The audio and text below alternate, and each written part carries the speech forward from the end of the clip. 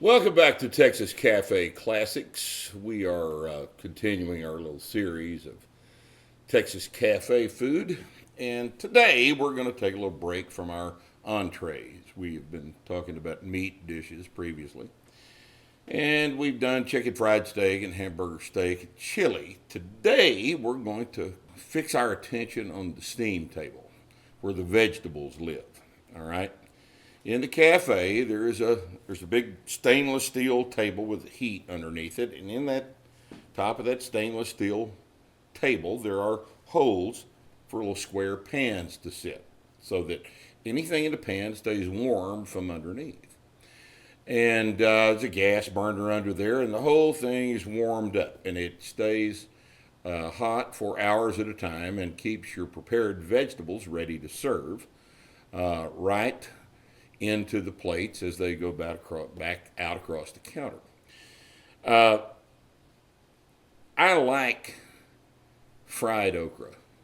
It's one of my favorite things to eat. It's just so wonderful. And Daddy used to make this stuff in a way that I've never seen it made anywhere else.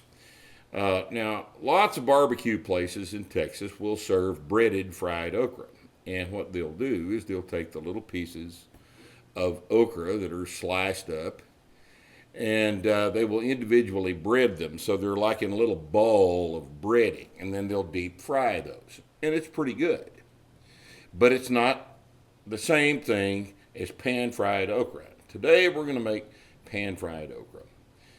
And this is an interesting dish. Okra is, as it turns out, available cut and frozen in bags, and this is what we're going to use.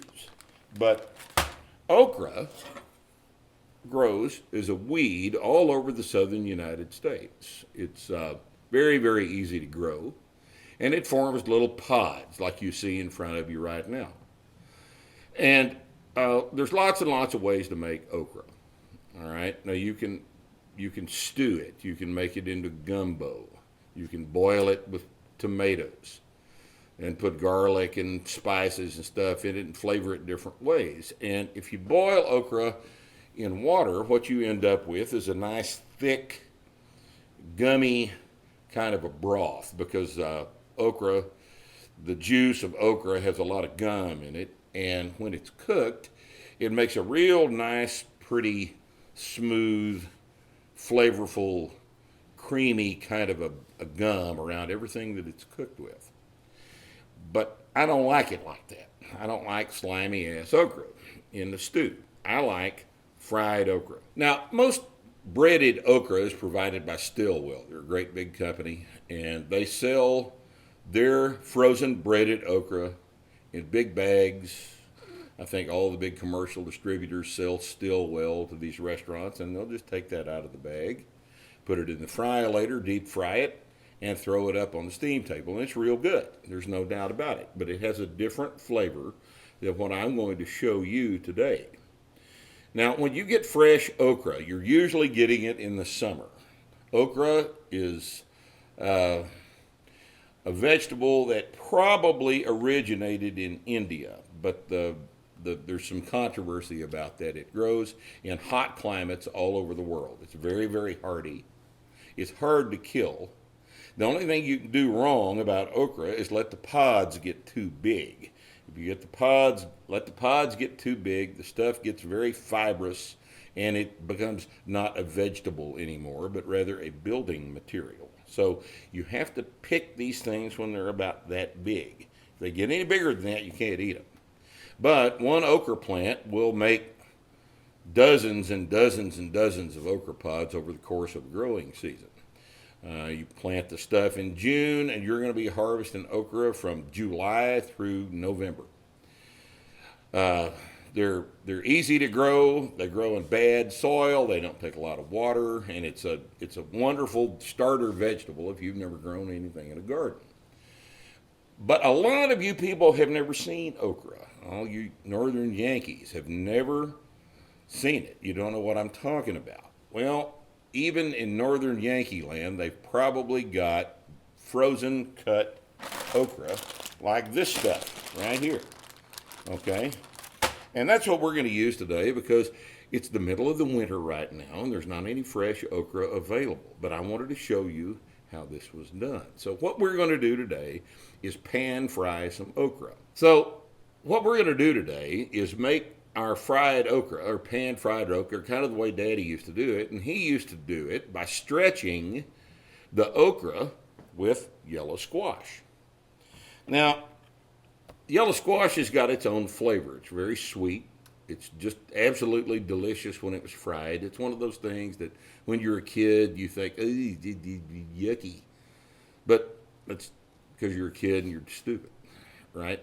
Fried yellow squash is fabulous. And what we're going to do is cut our squash up into sizes that are about like pieces of okra. So it all cooks at about the same rate of speed. So what I'm going to do, and this is very, very easy. This doesn't take very long to do this. And what I'm going to do is show you exactly the whole process from start to finish. And it doesn't take 15 or 20 minutes. All right, so I'm going to start by cutting up my yellow squash. Now this is going to be real boring, so we'll probably cut up the yellow squash. And then we'll jump to the end of the process where the yellow squash is cut up. But if you'll look at approximately the size of the pieces of yellow squash I'm making.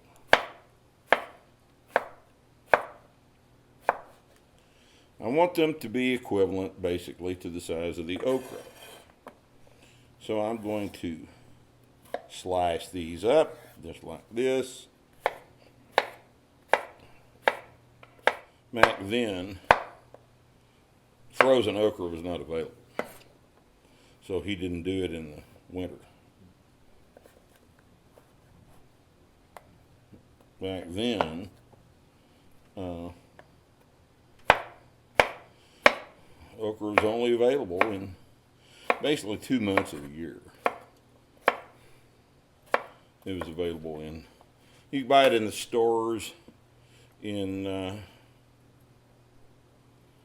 July and August and September. But sometimes, since so many people grew okra in the area, sometimes people would bring him a big bag of okra. And when they did that, he would have okra today. The reason he used squash in this recipe is because squash is pretty much, even back then, squash was available pretty much all year round. There were probably 3 or 4 months in the winter when squash was not available, but yellow squash was, even back then, being imported from way down south, so it was a fairly available vegetable. And you can pan fry squash in exactly the same way we're going to do this combination squash okra recipe. Squash has typically been cheap. I don't know how cheap it is anymore, but it's always been relatively inexpensive, very easy to grow, and this is something that you might want to experiment with growing yourself. Anybody can grow squash. If you've just got dirt in your backyard, you can grow squash and okra, and it's pretty good stuff. All right, this is what the whole thing looks like when I've got it chopped up. All right, so I've got my pan over here heating, and we're going to use this same big, nice 15-inch cast iron pan that I use for most of the other stuff I've shown you. All right, now this particular stuff, he actually fried in a cast iron pan. He didn't use the griddle like we've shown being used for all these other recipes we've shown you so far, except for the chili. And because we're going to put a little bit more grease in this, a little more cooking oil in this than we have used previously. And I'll show you about that in just a second. So now I've got the pan nice and hot.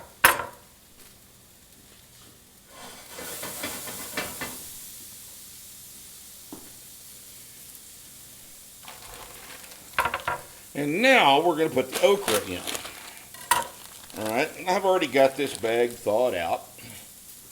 Because putting cold okra in is hard on the pan. Now you can clearly see the slimy consistency of the okra. This is one of the facets of okra juice that makes people like to put it in a stew because it makes it thick. Okay, now I'm going to kind of chase this around in the pan. And I'm going to salt and pepper this.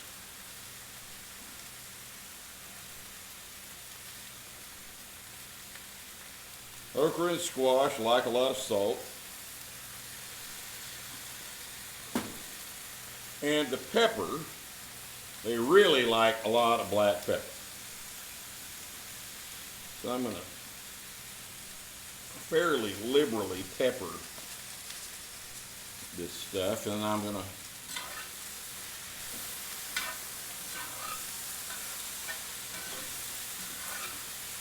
chase them around in the pan, and you can see that some of the squash is already getting brown against the hot surface of the pan.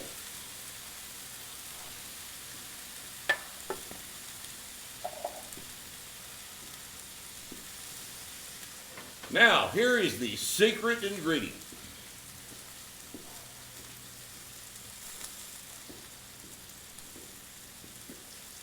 Cornmeal. Don't be fooled, it's not coffee. This is cornmeal. Now, what I'm going to do is add some cornmeal to this, and this would be in lieu of individually breaded pieces of this vegetable assortment here, okay? So what I'm going to do is rather liberally sprinkle cornmeal across the entire top of that pan full of okra and squash. So look at it.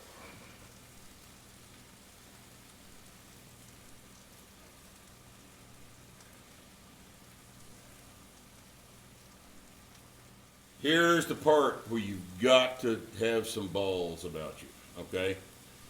Do not spare the grease, all right? Now, I'm going to do this differently than Daddy did it because he had no use for olive oil. He thought that was something that the Italians did in World War II, and he wasn't happy with World War II, so he wouldn't use any olive oil.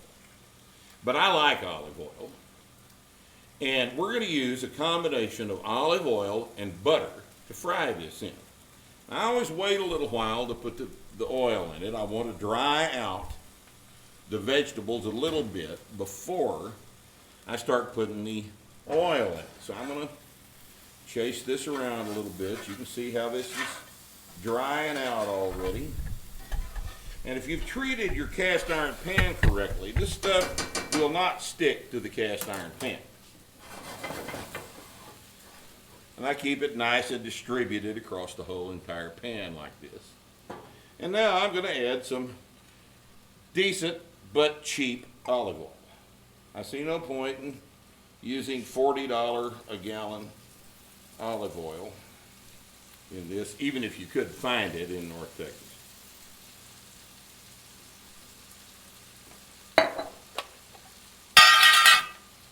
And then I'm going to use some butter to complete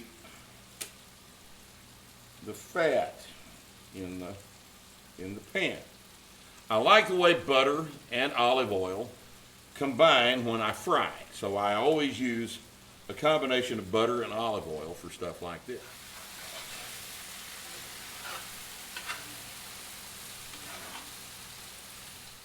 Now we're basically done. We just got to wait. And we're going to have to wait quite a while. Okay? This stuff really, honestly, and this is going to sound crazy, this stuff likes to be burned on one side. You want to have some of the pieces that are black on one side because that degree of caramelization brings out good flavor in both of these vegetables. So don't be afraid to turn the heat up. And don't be afraid to walk off and let it burn on one side. Everything will be fine. But it's going to take a while to get this cooked.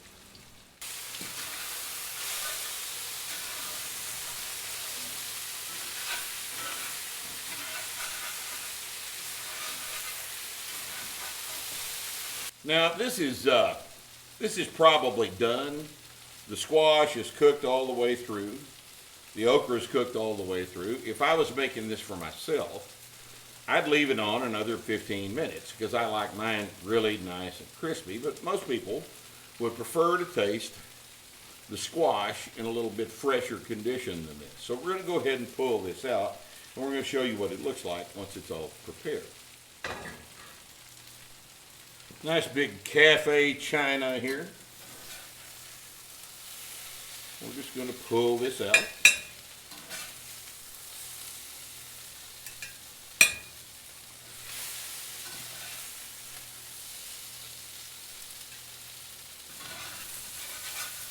You'll notice how nicely this cast iron pan releases the surface of the okra and the squash.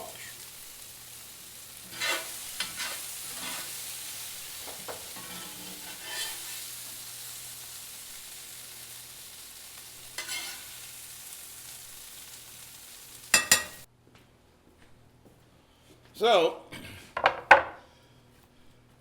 this is about as much as he would make for a lunch run. One lunch run like this probably serve, he'd make 15 plates out of this. And if he had to, he could whip up an extra batch, but usually this is about how much he would sell during the course of a lunch run between 11:30 and 1:15 in the afternoon. Look how nice this looks. You can see the okra mixed with the yellow squash. It's got this beautiful, sweet, lovely smell to it.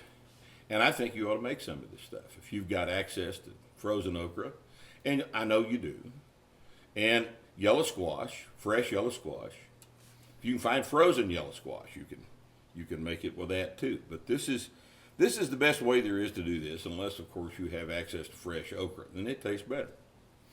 But fresh okra is going to be seasonal for most people, if it's even available. Those of you in northern Yankee land are not going to have any access to okra at all. You poor bastards. Thanks for joining us today, again, on Texas Cafe Classic.